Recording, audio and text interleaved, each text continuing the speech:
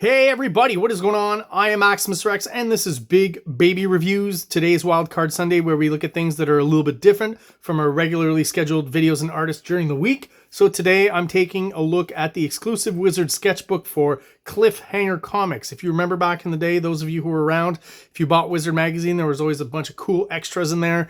Once you ripped open the bag, trading cards, previews of comics, ash cans, you name it, all that kind of stuff, special offers to send away for stuff. So this is one of those kind of promotional items that was included in, I'm not quite sure which issue of Wizard, but this was in and around the time, past the bubble bursting in the comics market and Image just trying to diversify and do some different stuff. So this is almost like, I guess you call it Image Wave 3, right? Image Wave 1 would have been the founding fathers, right? Eric Larson, Todd McFarlane, Rob Liefeld, Jim Lee, etc., etc.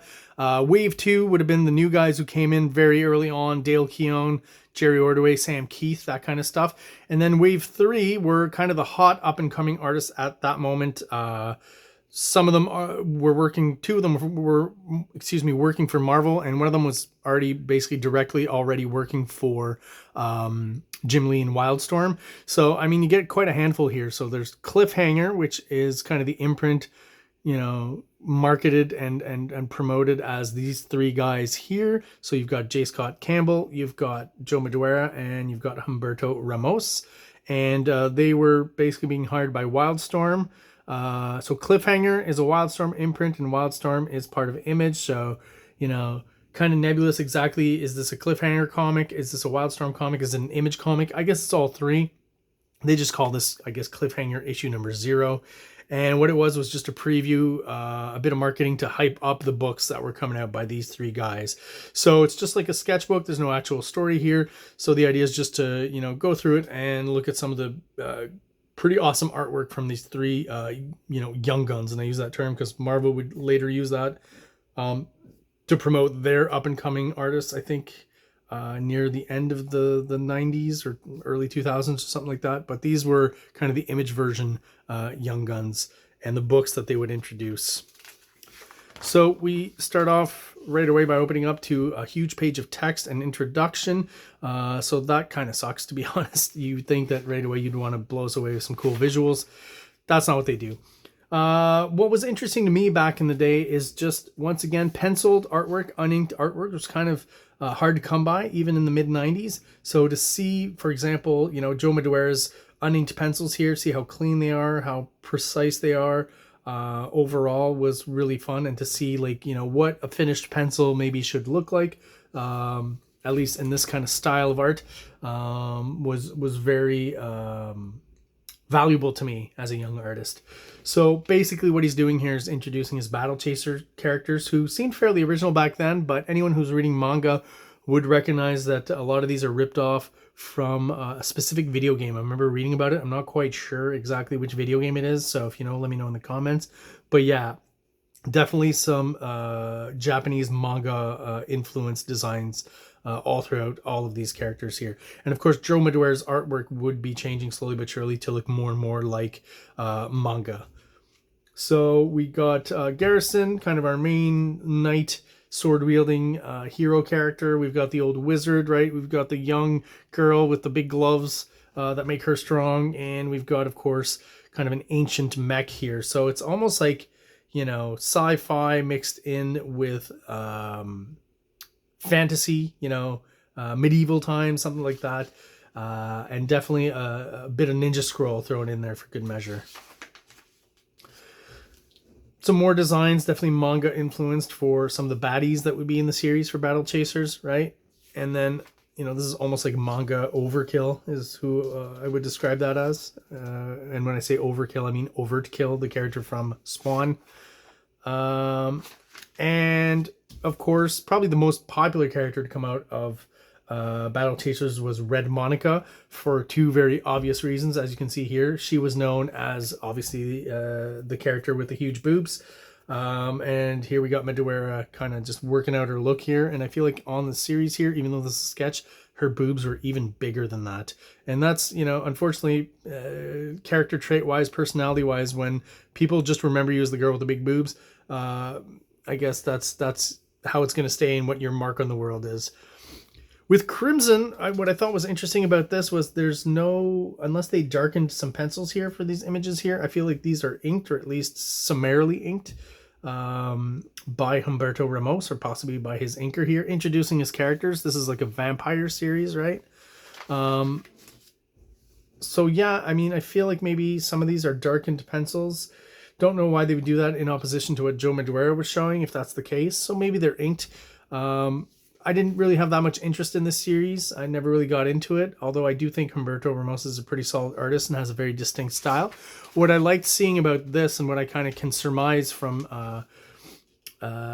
this preview here, is that Humberto Ramos is maybe a more reliable artist, and you know, a little more used to meeting his deadlines, because you know, for this preview he already had some actual penciled pages of a series ready to go and ready to show off. And again, another artist who I think, you know, looking at this, is super tight in his pencils, and doesn't leave much to the imagination for the inker, which is fine. You know, the less the inker has to worry about, I guess the faster he can work. And these pencils are pretty impressive overall, very detailed and very precise, very tight, as they say in the industry.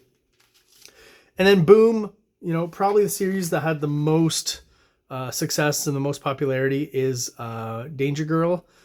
Kind of, you know, James Bond, but with ladies, basically, right? Almost like Charlie's Angels mixed in with James Bond. J. Scott Campbell was known for drawing beautiful ladies, so it would make sense that he would create a series featuring beautiful ladies. It just has more appeal, I guess, overall. And he's playing to his strengths, right, is what I would say with this one. Some of these, again, I feel like are pencils that were darkened. Some of them might be inked. I'm not quite sure. Like, I feel like this, and this are definitely pencils that were darkened, and then maybe these shots here are inked, but very quickly by J. Scott Campbell, not by some other inker, his regular inker. And of course, you've got your supporting cast. You know, it's very kind of stereotypical, I think, overall with their looks. You know, you've got an older agent here, Deuce, who's still in pretty good shape. Basically a Sean Connery figure, right? Not completely bald like Connery, but definitely balding. But I would 100% say that the inspiration from him has to be Sean Connery. Secret Agent Zero, the Master of Disguise, to me, kind of reminds me of... oh man, I'm going to forget his name, from G.I. Joe. I can't believe this. You know who I'm talking about. Snake Eyes, right? So I feel like that's where the inspiration's coming for Secret Agent Zero. And of course, we've got Valerie, who's kind of the techie, smart, nerdy girl. So of course, she can't have long flowing hair. She's got to have a short haircut and some glasses to drive home the point that she's smart. So again, more stereotypical kind of stuff. This character here really reminds me of, I forget his name, but one of the characters from the Rocky Horror Picture Show, the butler character, right, that we're introduced to once they get to the castle, if you've ever seen that movie. And of course, dressed up in some kind of Nazi style clothing here, just like Major Maxim here, even though there's no actual swastikas here. You can pretty much tell this is of Nazi inspiration, and this character looks a lot like a character Mike Mignola has in his series, Hellboy, and Hellboy almost always has Nazi villains, so I feel like maybe that's a little bit of a ripoff there.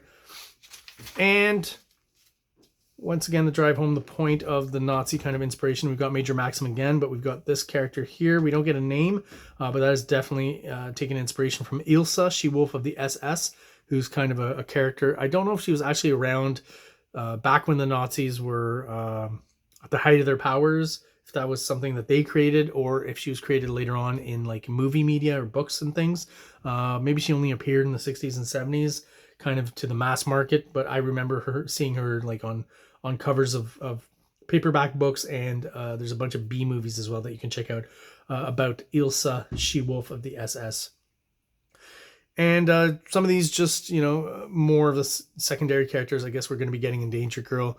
This guy's kind of got an interesting kind of look with the hook hand, and he's carrying around a midget with weird mechanical hands. And like, that's just an interesting and weird design. Not quite sure where he's getting the inspiration from. Feels almost James Bondish, like I could see that in a James Bond movie. And this character here, once again, is another one that I feel takes a lot of inspiration from G.I. Joe. And he almost, you know, pretty much closely resembles to me Cobra Commander. And there you go, guys. That was a very short one, but just a nice little trip down memory lane with the kind of special promotional items that Wizard would include in their polybag, and just something that I came across going through an old stack of comics I hadn't gone through in a while, and I thought it'd be interesting to just take a quick look at that on a lazy Sunday. So there you go, guys. That is my quick review of the exclusive Wizard Sketchbook #0 for Cliffhanger. If you're still watching and you're subscribed, thank you so much. I really do appreciate the support. If you're watching but you're not subscribed, please like and subscribe below. It only takes a quick second, really helps the channel out, helps us grow, helps get us out there to other people who are into comic books just like we are. So everyone, again, thank you for watching and have an awesome day. Like, subscribe, like, subscribe.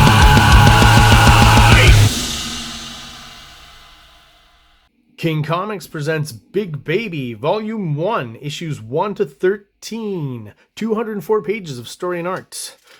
King Comics also presents Star Crasher one-shot, 32 pages, cosmic sci-fi surrealist adventure. You can find these fine comics at KingComics.CA, at MaximusRex13 on Instagram, or on Facebook, MaxRex or Big Baby.